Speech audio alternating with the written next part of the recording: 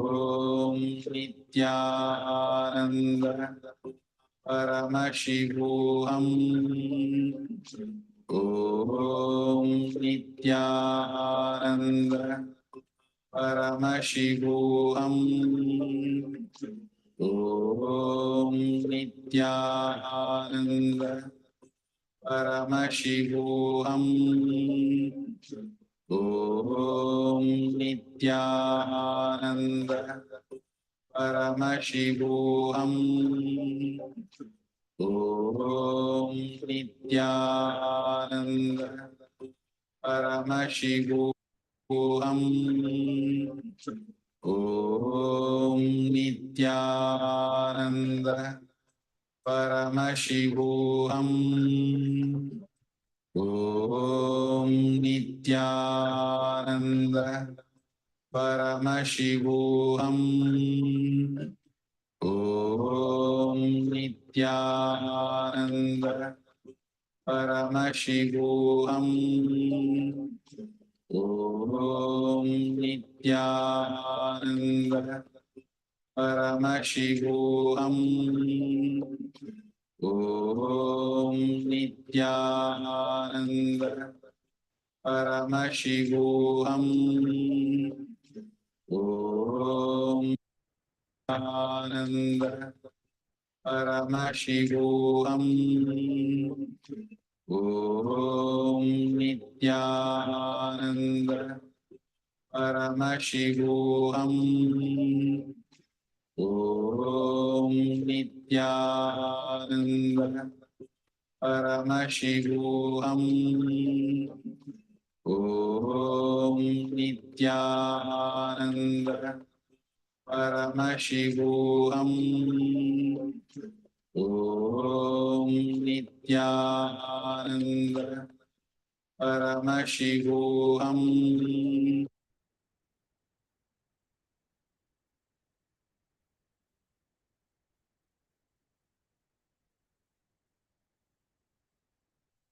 Yes. Now you can post your manifestation results. Something white, maybe flower, silver box, something long in wood.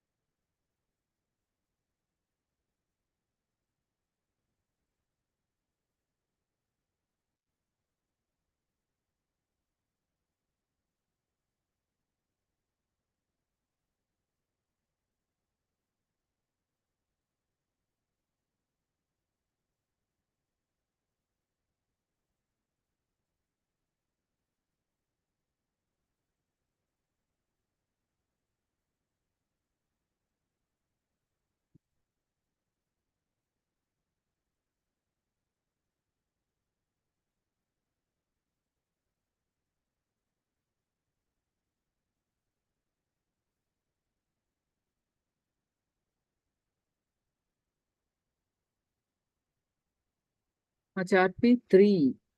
3 out of 3 are correct.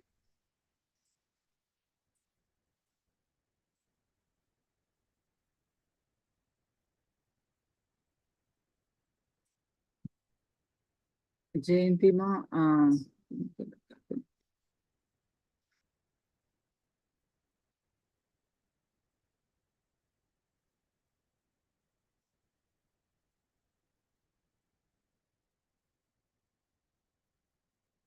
Jayantima also 3.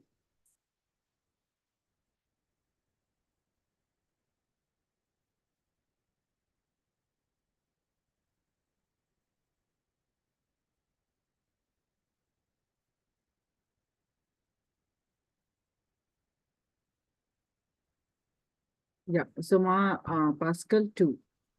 2 out of 5 are correct. Okay. All right. So now let's enter into the types of karma. What are the types of karma? So which is very important. Let's listen. Let's understand the types of karma.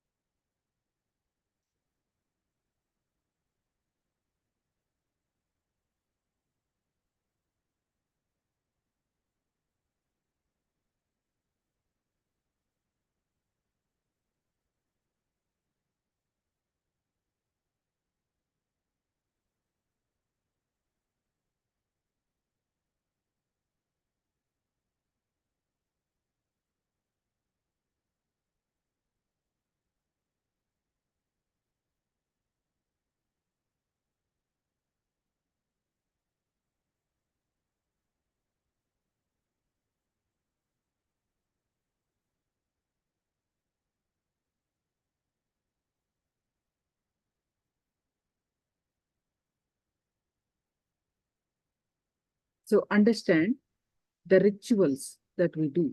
The rituals and karma are very closely connected.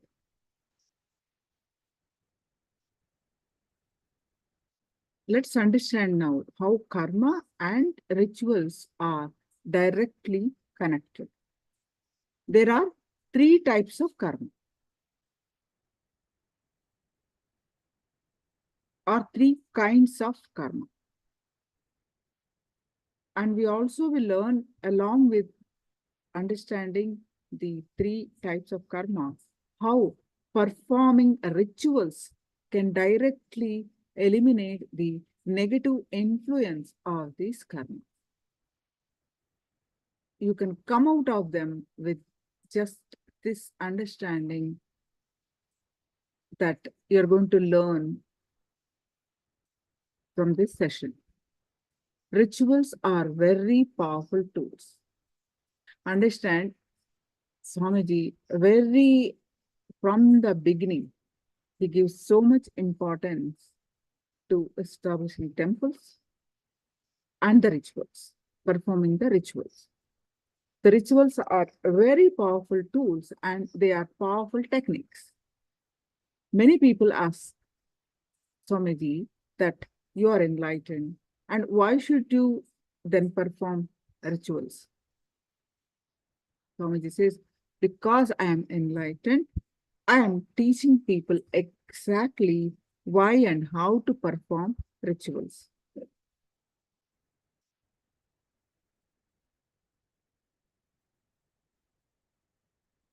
They do not need to perform rituals, enlightened beings, but they are teaching the humanity how to perform the rituals.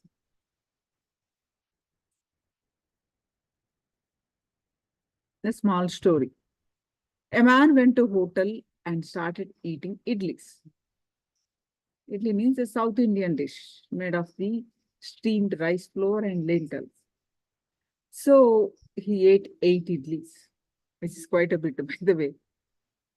And after the 9th idli, his hunger settled.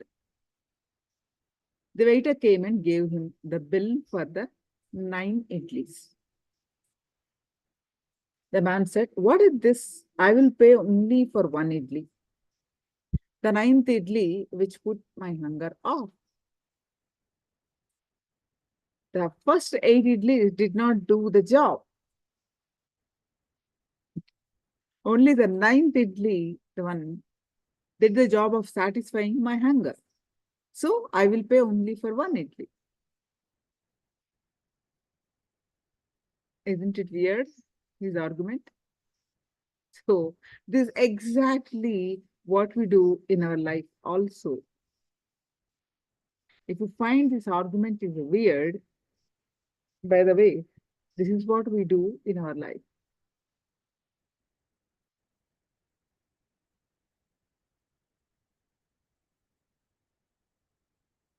People who reject rituals are actually rejecting the first 8 Idlis. People who think that rituals are waste and that they can do straight away to meditation and spiritual experiences are doing nothing but rejecting the first 8 Idlis. Understand, the 9th Idli worked because the first 8 Idlis.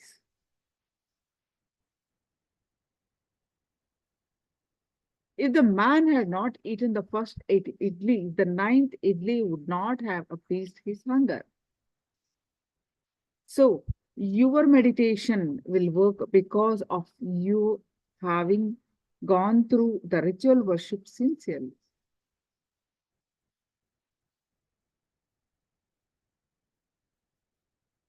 So, if you reject all these preliminary things and think that you can directly eat the 9th idli, will it ever happen? So, will your hunger get satisfied?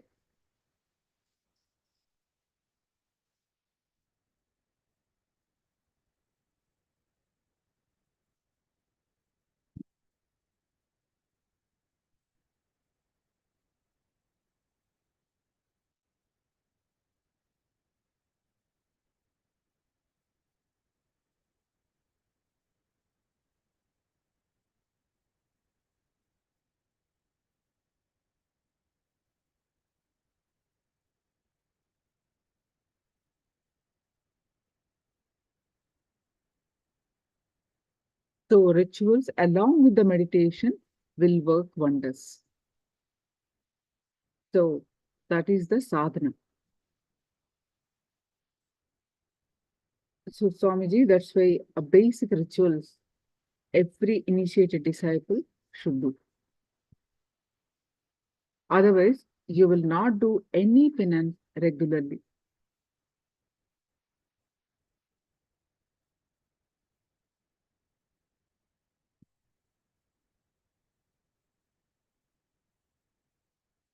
Now let's understand the 3 types of karma.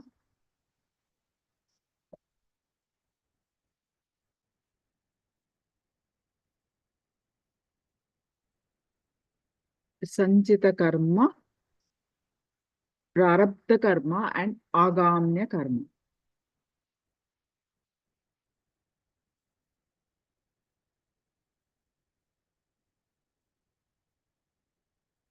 Sanchita. Sanchita is like a reserve bank.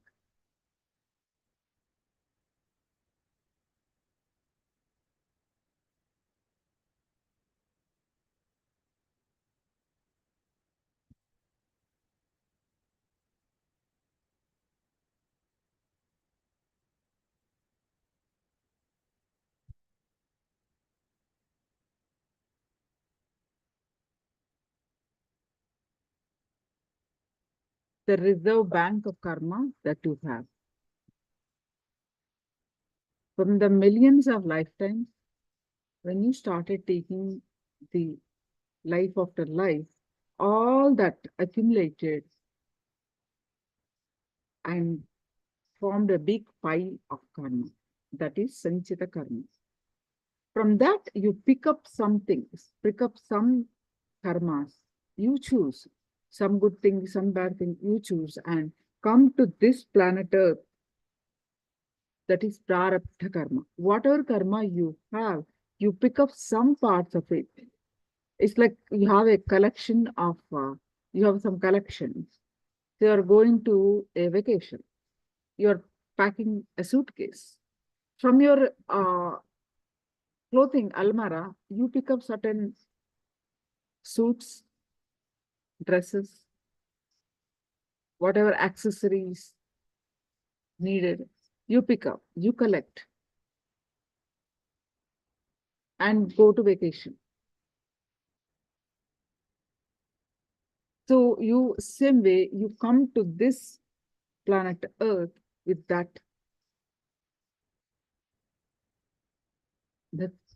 So from that only you have to wear.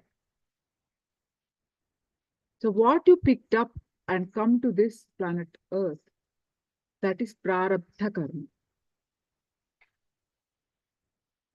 Karma with which you took this body and came down. For example, you took 10 prarabdha karma. You have 3 which will put you in depression, meaning 3 samskaras and 3 engrams which have power to put you in depression. If you continue to obey these engrams, you fall into depression, then they will not remain just 3, but will probably become 10. They added the additional 7 karma are agamya karma. After coming here, what you accumulated, that is agama. You are not expensing, while expensing out the karmas, you are also incurring and adding more karmas. What you are incurring in this lifetime is agamya karma. And adding to that sanchita. So that's why that the pile never decreases. Then again, you take the next life. So this life cycle is going on.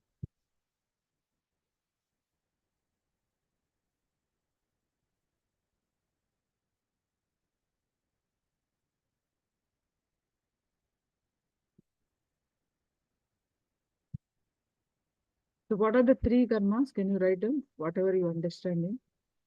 Let's understand more now. What are the 3 karmas? What is your understanding?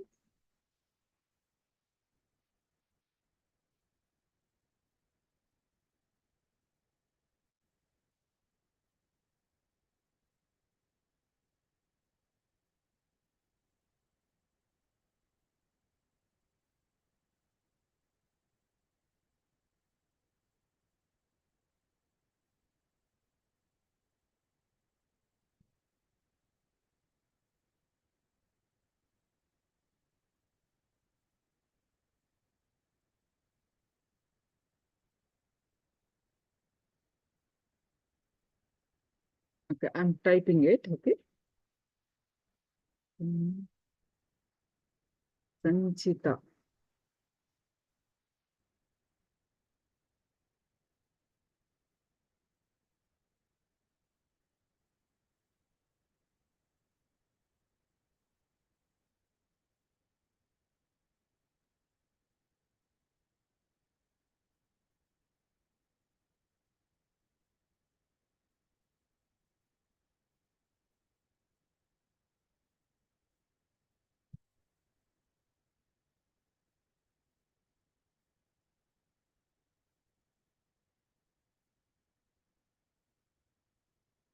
All right.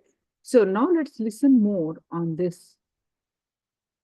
What are sanchita karma, agamya karma, and sanchita, prarabdha, and agamya karma, and how performing the rituals will heal the karma. But main functionals you understand, Ma Pascal?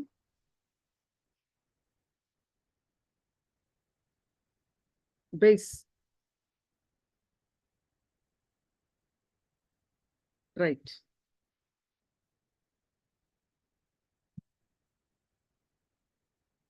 Present karma.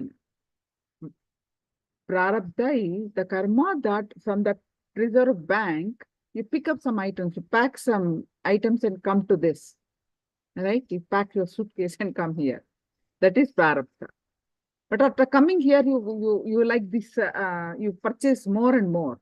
Okay, you go on the vacation, you purchase more. Understand?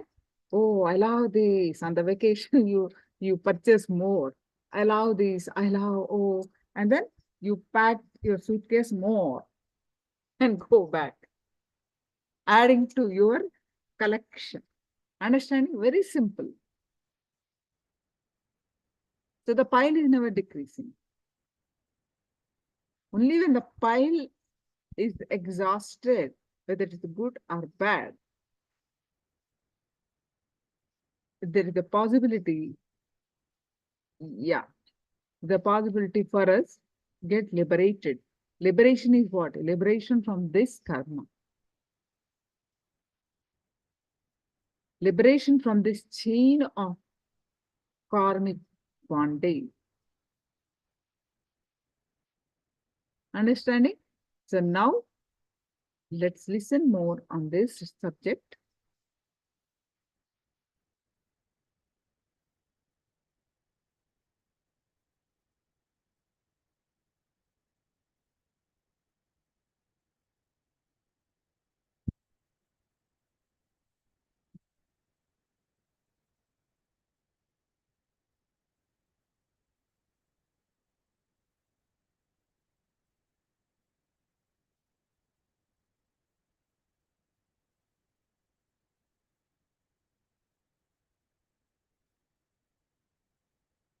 आवचिन्मयानन्दं कृपापूर्णं जगत्पतिं हरिषड्वर्गजेतारं नित्यानन्दगुरुं भजे. For you guys, you don't have the ability to make this body alive. Either this body is alive or it is dead, that's all.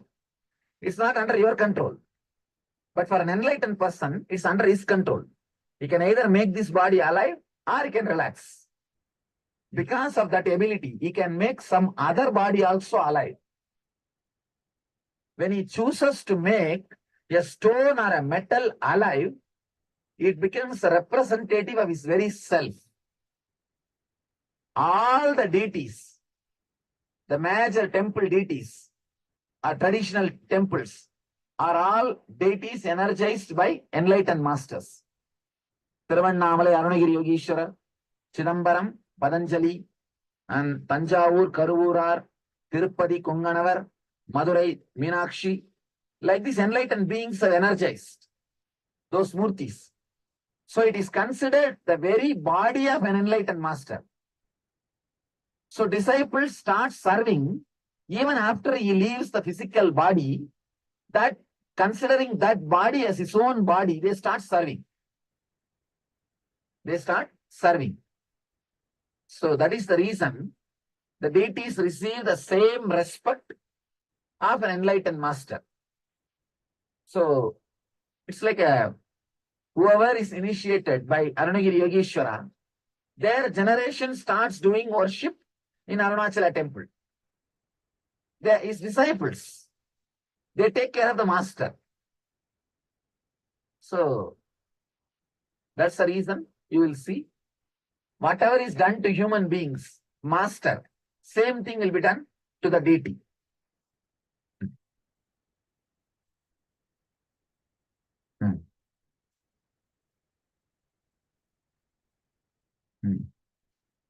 Can you give a mic for her?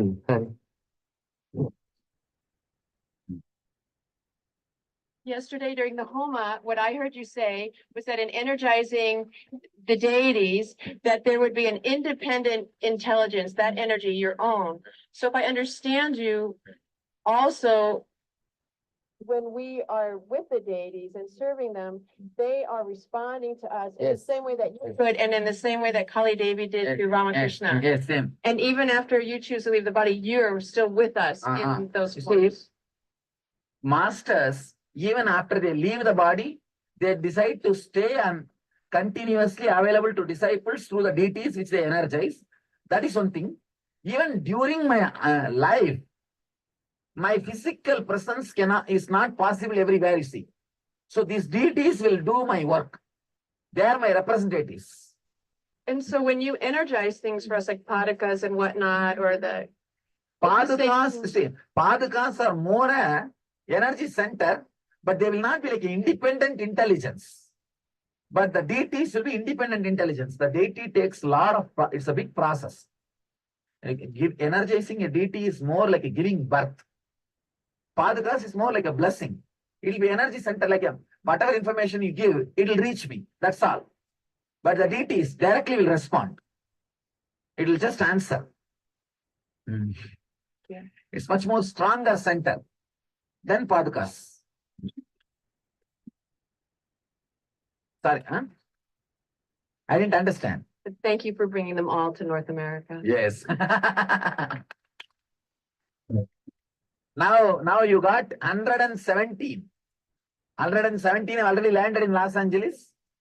And just before coming to Delhi, just before coming to Himalayas, I went to Jaipur and picked up some 70 more. 70 more marble, they are also coming. So let you guys have fun. Huh? Each temple will have something like 20 to 25 murtis. All our 15 USA temple. In USA alone, we are having 15 temple. Oh, just now we increased one more, 16. In Ireland also we are building. In Texas, Florida, Orlando, Disney World. We are trying to create a spiritual Disney World.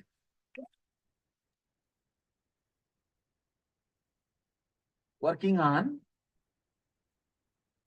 getting some murtis there. We are going to have a temple there.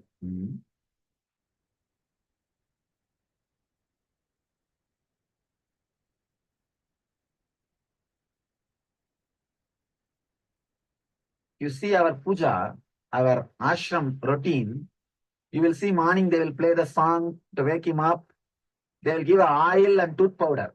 A small cup of oil for hair and a small cup of tooth powder for brushing. And then after that, they'll give him a bath and give a fresh cloth, ironed cloth, just like how I wear. Same way. Whether Bidadi or Ohio or Hyderabad, all our temples, you will see the same routine. Or Los Angeles, same routine. Then they'll give puja, food, evening aarti. The 5-time puja will go on. Night they will again put them in bed and fan for 10 minutes.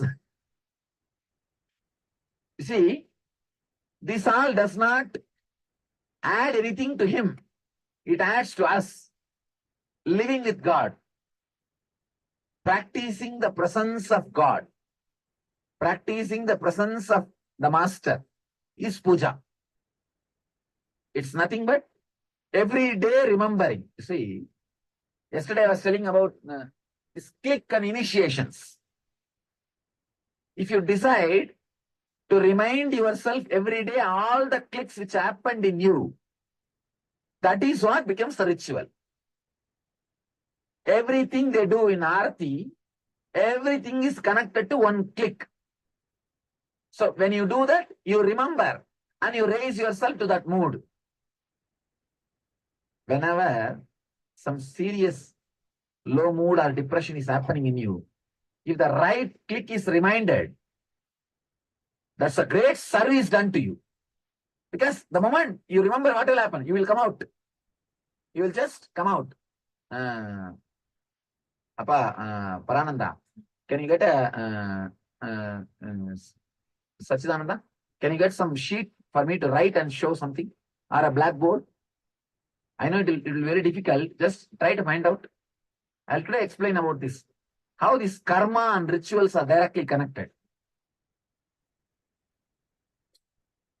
How our prarabdha, agamya, sanchita karmas and rituals are connected.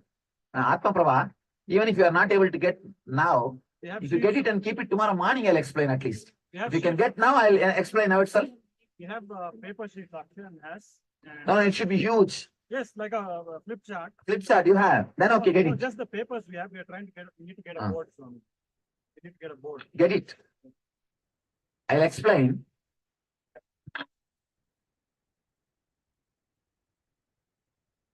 Then we can go and see. I told them today prepare for Aarti. Today morning somebody asked to explain about Aarti and all. I did not see those questions. Means attention need question only. Not truth seeking question. Attention seeking question. I hate these fellows who come and talk to me for attention need. If they talk to me to know the truth, I will always answer. But I can very clearly make out in body language. Whether this fellow is around me for seeking the real truth or seeking the attention. If they are attention seekers, I'll say, just go out. Put it in writing and I'll answer. Okay, then tomorrow morning I'll explain with a drawing about the prarabdha, sanchita, agamya, and this, how the rituals directly eliminate those karmas, those samskaras, engraved memories, and help you to come out of it. Rituals are very powerful tools, powerful techniques. Because it takes time and energy, these fools doesn't want to do, and they think they can achieve everything without doing anything. Many people ask me, you are enlightened, why should you do rituals? I tell them, because I'm enlightened only, I'm teaching rituals. No ritual is needed for enlightenment. Let me tell you a small story. One fellow went to the hotel, started eating, and he ate 8 idlis. 9th idli, his hunger got settled. Then server came and gave the bill for 9 idlis. This fellow said, no, I'll pay only for 1 idli, 9th idli, which put my hunger off, with which I got my hunger settled. And first 8 idlis did not do the job. Only 9th idli did the job of quenching my hunger. So I'll pay only for that idli. How it will be? Same way, only people who reject rituals are rejecting the first 8 idlis. The 9th idli work because of first 8 idlis. So your meditation will work because of all these rituals, not by rejecting all these preliminary things. If you reject all these preliminary things, you think that directly you can eat 9th idli. It will never happen. Whoever is thinking directly they can eat 9th idli, they will be just sitting and eating the first idli and starving. Maybe they will think that, oh, I think this much only is the life. That is why the so-called Vedantis, so-called meditators, all the fellows will be depressed. Long face. Really. Long face. As if just now they had a constipation. Ramakrishna says beautifully, as long as you think you have a body, you will be able to relate only with some body to the cosmic energy. Only when you lose your body consciousness, you can see divine also formless. Till then, you need some form and some reminding rituals. See, earlier, first, my 3 years of mission, from 2003 to 2006, I never gave in ritual along with our meditation. Till 2006, only meditation. Only in 2006, I added the Guru Puja into Nitya Dhyan. Now, see, 2003, 4, 5, 3 years, if I have taught meditation to 500,000 people, only 20 to 30% people continue doing after 3 months also. Within 3 months, other 70% are, that's all. Forget about it. Now, after I added the Guru Puja into Nitya Dhyan, now it became a ritual. More than 80% who take initiation follow now. I did a statistics study, did a survey. Now, anybody who gets initiated, more than 80% of the people follow the Nitya Dhyan. Because it became a ritual. You have to do. You have to do. So I think it is good to have a little ritual, even along with meditation, so that the regular habit of sitting and doing, the sadhana, regular sadhana will be there. Otherwise, these fellows don't do regularly. Today my mother-in-law is here. Tomorrow my father-in-law is here. My sister-in-law is here. Too much work. And after 2 days, they all have gone. I'm just enjoying having my vacation. I don't want to do today. If I'm happy today, I'm happy. Why meditation? If I am depressed, oh, today I am depressed, how can I meditate? These guys find some logic. But if it is ritual, you can't find any logic. It has to be done.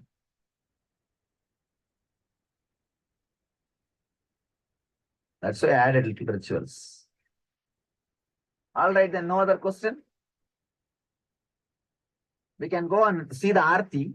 Of course, after tomorrow's explanation, if you guys see the Aarti and if I explain, it will be much more clean, much more, you will be able to understand much more deeply than now, because the chart will give you a very logical explanation how the Prarabdha Agamya Sanjita is directly touched by the rituals.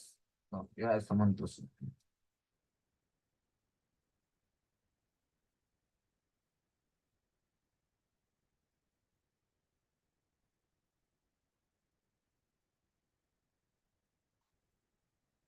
சுவாமி, இன்று நான் யமுனோத்திற்கு கால்நடையாக நடக்க முடியாத காரணத்தால் பல்லக்கில் சென்றேன். இது என் மனதை மிகவும் வேதனையாக்கியது. சுவாமி, பலர் இப்படி செல்வது புண்ணியமில்லை என்றார்கள். இது எந்த அளவுக்கு உண்மை? தயவு செய்து இதற்கான விளக்கத்தை எனக்கு விளக்குமாறு தாழ்மையுடன் கேட்டுக்கொள்கிறேன். A Tamil question. She is telling, I went in Palki. People are telling it is not punya. What to do? All right, it's not punya. If you have gone by walk, you wouldn't have come back. What to do? You got little punya. That's all. At least you had darshan. What else can be done? But this trip is not done for punya's sake. It is done just to enjoy the Himalayas. Being in the energy field. Will it work? No. You have to lift this side only, then no, not that height. And not this small sketch, big sketch, so that I should be able to explain. Huh? All right, someone of you can hold, then I'll write. That's right. All right, today itself let us finish the subject. Okay, chala, come on.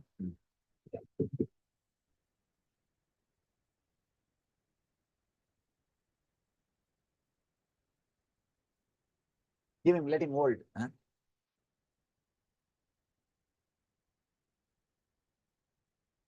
Hey, இதுக்கு பேர் தான் தீவட்டி தெரியும் வாங்கடா.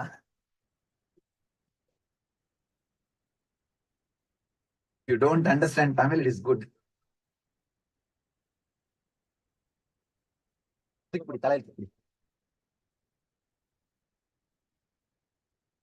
I think this people won't be able to see this action. Just see. You guys are able to see? Huh? No. Action. We need a big sketch. Huh? Can you get big sketch? And try to find out something. People should be able to see. Because it's a diagram, step by step I have to explain. That's right. See how we assume body and how we go through the Janna Marana Chakra and how these initiations and rituals can liberate us, take us out of that cycle which we are doing.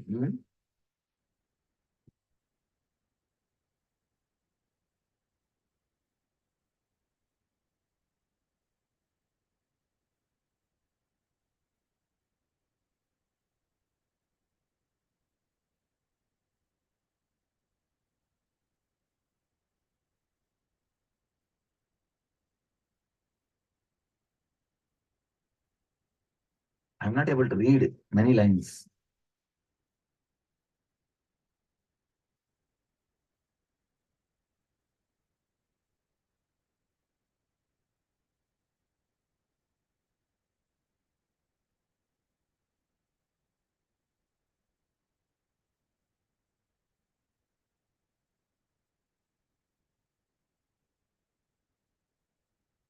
Oh, it's only comment. It's not a question. But the comment also, I'm not able to understand completely what you want to say. What do you mean to say? Who wrote the comment? Who? Later on, you can tell me. Huh? What do you want to tell? I'm not able to understand. Oh, okay. That's nice. These guys got the... Chala, hold. Appa, inna vandrupa. Front la vandu. Three puchu.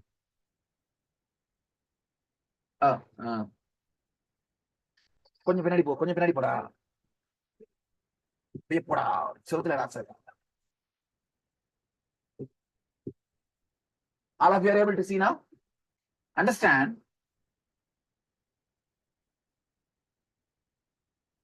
Basically, you have 3 layers of karma. Agamya, Prarabdha, Sanjita.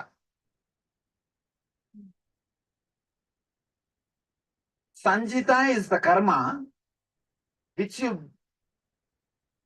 is like a bank, reserve bank. Whatever you did in your life,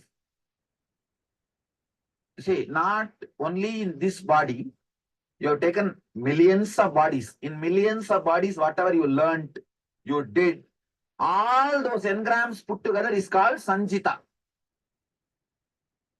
They use the word even Samuchita. That's also one more Sanskrit word they use, Sanjita. All of you are able to see? A little big I should write. Okay. Then, next, Prarabdha. Prarabdha means from this bank, you collect little bit and create your body and decide to enjoy all those karmas in this body. Hey, this is Prarabdha.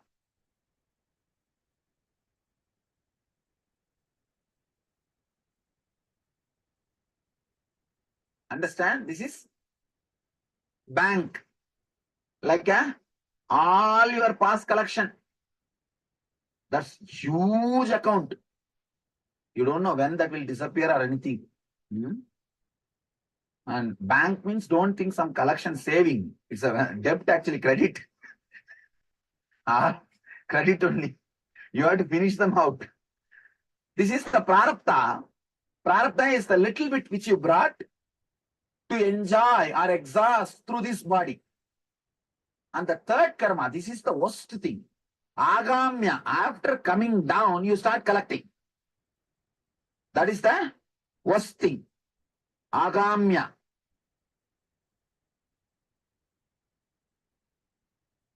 This is the past.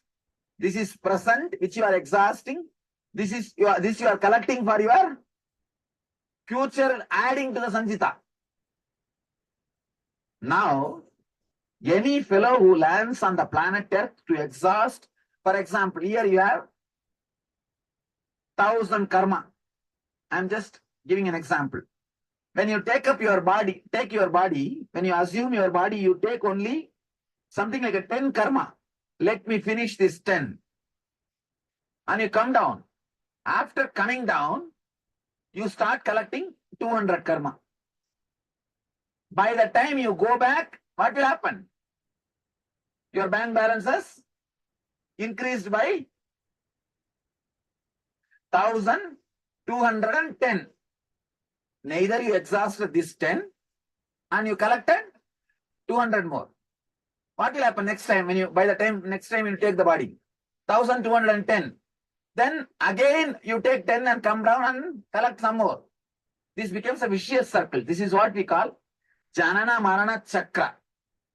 Continuously taking more and more and more bodies and dying, body, dying, body, dying. Now,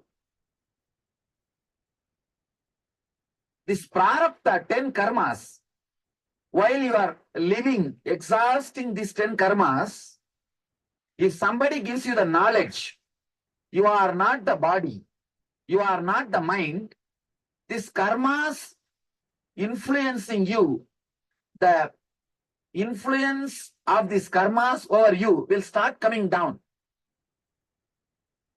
Understand? For example, in this 10 karma which you brought when you took the body, I don't sleep. I'm talking something very important. There's a Tamil song, Palliyile Tungiyavan Kalviyidandan. There's a Tamil song, if you sleep in the school, you will lose knowledge. Now, if you sleep here, you will lose the whole thing. I'm giving you I can say these are all the business secrets, or the how the world runs, how the cosmos works. These are all those secrets. So listen properly, and someday it will enrich your life. Don't miss it. And very rare you will get somebody who will explain such a logical way where you can relate with the whole thing. So don't miss. See, this 10 prarabdha, for example, in this 10 prarabdha karma, if you have 3 karma which will put you in depression, means 3 samskara, 3 engram which will put you in depression. 3 engram, depression engram, we can say D, depression engram. Whenever the 3 engrams put you in depression, if you learned how to come out, this 3 will start losing its power over you. It means what? In the 10, 3 has become less. 3 has become less.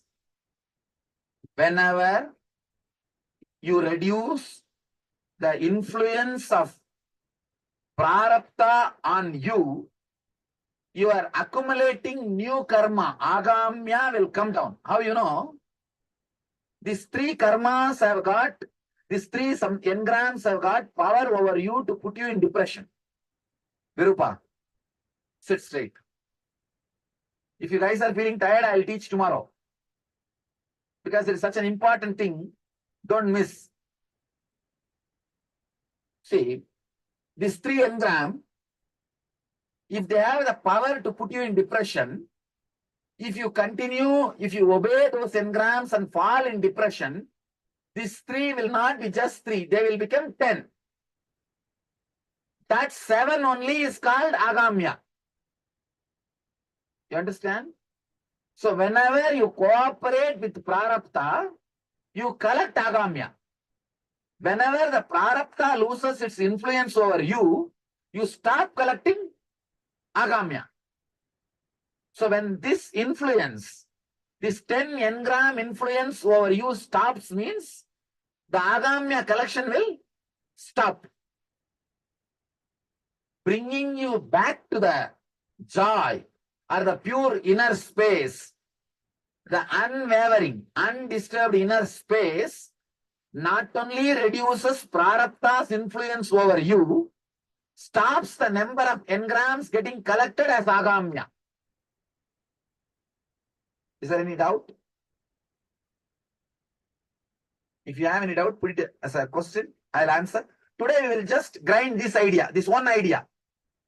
This one idea will churn in your head or drill in your head. This one idea. Initiation means the ideas, knowledge which brings you out of these depressive thoughts. Which brings you out of the depressive thoughts means the knowledge which brings you out of the influence of these 10 thoughts. Prarabdha is what we call initiation. Click. Puja is nothing but remembering all the clicks which happen to you every day at least once, so that it will come up whenever you have a problem. See, for example, 20 or 30 clicks would have happened to you in NSP. In that 4 days, maybe some 20, 30 clicks or even 100 click would have happened. For next 3 months, you will remember 80 of them. After 6 months, 60. After 1 year, it's okay, this Bangalore Swami has no other work. Leave it. After NSP Energy Darshan, they will tell you, you are God. You landed on the planet Earth to save us. All these big, big statements they will give. After 1 year, everything will disappear. The reason, because those clicks have been forgotten. The teachings which is given, see, when a master teaches, it is not even a teaching. It's a powerful experience. When you don't use them, when you don't again and again use those shastras, not only the shastras loses its power, you will not be able to even remember them again. That is the important thing. See, for example, you have this cart. If you don't use this cart for 2 years, it's not that this cart will disappear. After 2 years, you can get this cart and you can use it. But the knowledge given to you, the initiations given to you, if you don't use them for 2 years, don't think it will be sitting in your bedroom. No, it will disappear. So how to every day remind? All the click happened. Every day sitting and reminding all the clicks which happened in us is puja. Because in puja, just the Manasa Puja mantra. How many of you know that Manasa Puja mantra? Just the Manasa Puja mantra will remind you all the clicks. All the clicks, because explain all the Manasa Puja mantra. Kritbadmamasanam dadyat. My heart is the seat for you, means it has to be clean. Otherwise you think I will come and sit. No. Sahasrara Achyutamritaihi Bhadyam Saranayor Dadyat means Sahasrara Amrita means what? Out of gratitude, when you overflow, you will have a deep, sweet taste in your tongue, in your throat. How many of you have felt? In energy darshan, you can feel that. In energy darshans, you can see suddenly the whole space will become so sweet. That is what is Sahasrara Amrita. The Amrita comes down from a Sahasrara when you are feeling fulfilled, so joyful. Your whole throat will be filled with a Sahasrara Amrita. That Amrita, that nectar is the Bhadya, means the water to wash the feet. Means when you sit in the puja, every day you remember the energy darshan experience and you bring yourself back to that experience. If you don't have that sweet taste in the throat, you can't do puja. Means you are telling a lie sitting in front of my statue. If you only have a real that feeling again, then only then you are authorized to use the word Sahasrara Achyutamritaihi Bhadyam Saranayor Dadyat Manastu Argyam Nivedayet. Means the end of the NSP, you throw all the samskaras into the fire. That's what is your manas, mind. You throw everything. Now you are remembering, yes, how I throw everything there. Now I am throwing everything at your feet. Manastu Argyam Nivedayet. Argyam means offering. I am offering. Tena Amritena Achamaniyam. With that same ecstatic nectar, I do the Abhisheka for you. Means now you have to come back to that energization experience, that joy, that ecstasy. You have to come back. So this every step of this mantra reminds you and brings you back to that click, that initiation experience which happened in you. Every day, whether you want or not, you remember the initiation experience, the click which happened with the master. So ritual brings you back to the pure consciousness. So this 10 engrams loses its power over you. When this 10 loses its power over you, this 200 collection stops. When the collection stops and when the 10 loses its power over you, naturally the person who brings you back to the superconscious again and again, master, he appears when you leave the body and burns this sanjita. He appears and burns this sanjita. Understand, you can't do anything directly with sanjita. For sanjita, only Guru Kripa can do. Only Master's grace can do. For example, if your child sits and tries very hard to build a small home, what will you do? You'll say, all right, don't bother, I myself will build and give you. When a disciple sincerely works to remove the prarabdha and agamya, the Guru's grace happens. You see, Guru's grace is not just dependent on me. Understand? Anybody who does sincerely sadhana or meditation, in spite of me, the grace has to land on you. It is not even dependent on me. Let you be very clear. It is just dependent on your receptivity, not on me. I'm like a ocean, constantly available. Whoever comes with whatever size vessel you carry. If you come with a small coconut shell, you will carry that much like your head. Or if you come with a little bigger vessel, you will carry in that.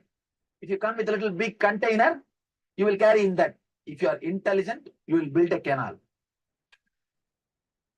You will build a canal. That's all is the whole thing. Okay.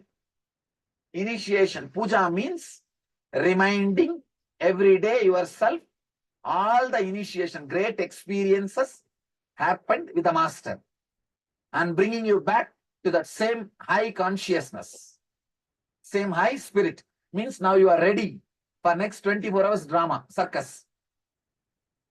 Next 24 hours, now you have energy.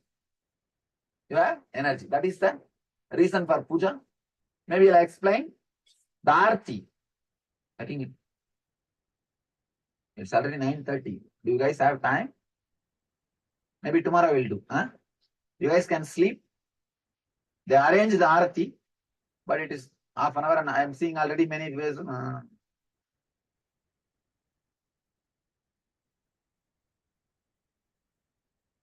Poor guys, I don't want to torture them. And moreover, if you guys are fresh, all these things will go inside and help you whenever it is needed. Otherwise, it is like a message taught to Karna. See, Karna told a lie and learned the lessons from Vishwamitra. Not Durvasa, I think. Durvasa, he cursed. Durvasa cursed Karna. You told a lie. Because of that, when it is really needed, the knowledge which I gave will not come to your memory. So if you guys are sleeping and whatever I am talking, what will happen? When it is really needed, it won't come to your memory. Then what is the use? So tomorrow morning, be fresh. I'll explain the arati. I'll tell them to do the arati. And we will not have music. I'll just speak step by step. How every step is connected to one initiation. Okay. I think I told the tomorrow program. Morning be here. Sharp by 6. 6 to 8 we will have a session. I think now it's only 9:30. If you guys eat 10 o'clock, go on sleep. 10 to 6. Too much. 8 hours. 8 hours is too much. Morning 6 o'clock come. Be here. We will have Narada Bhakti Sutras. Then I'll tell them to do the Arati. We'll have some more explanation. After that, we will have breakfast, 9 o'clock, and go to Uttaragasi. And we'll have lunch in Uttaragasi. Then we'll have darshan of the Uttaragasi Vishwanath Mandir. And we'll have evening maybe. We'll have some more puja and the discourses, the further Narada Bhakti Sutras. Tomorrow, actually, we could have gone to Gangotri, but I didn't take the risk because too many old people are there. Too much height, suddenly raising. See, when the altitude raises, two things will happen. If you are a joyful guy, your joy will increase. If you are continuously irritable or continuously irritated, the irritational behavior will raise. That's why take care. And one more thing, if you are feeling irritated, don't express, because that will become a strong engram. After going down, you will be shouting already and you will be biting everybody. Your family people will tell what kind of Himalaya trip this guy went. And this Swami, what he is teaching, they will blame me. That's a big problem.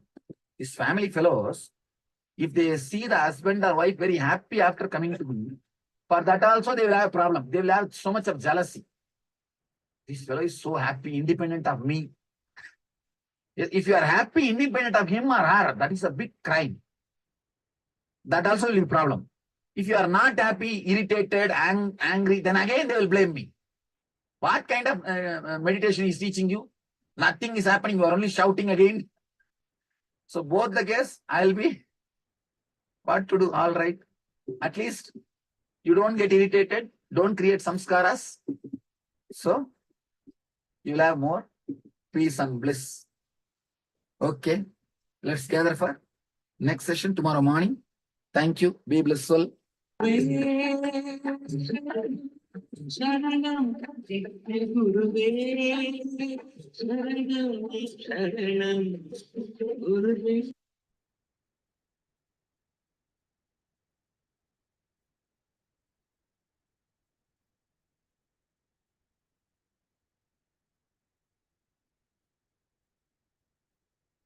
Yes, now can you all oppose your understandings,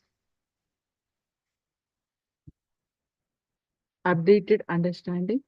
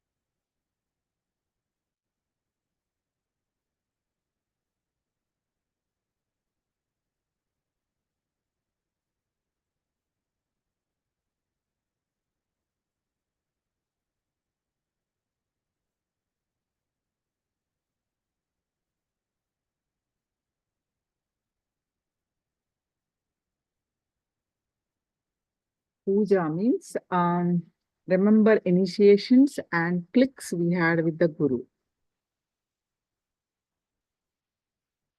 So the third type of karma, sanchita, prarabdha, three types of karma.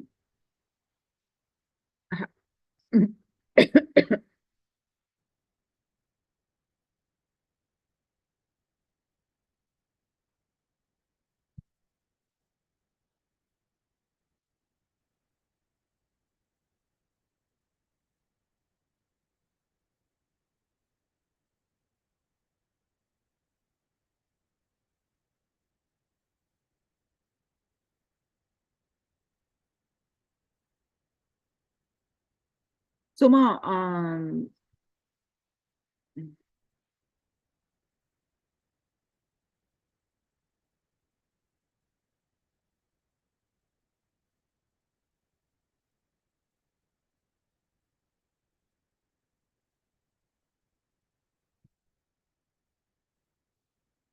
every situation has an importance for the life and the karma responsibility. Wonderful. So, Elizabeth, so you only introduced, it's not a complete understanding. They have a right to, they put you in depression, karma. Then what Swamiji told, that what also you have to add.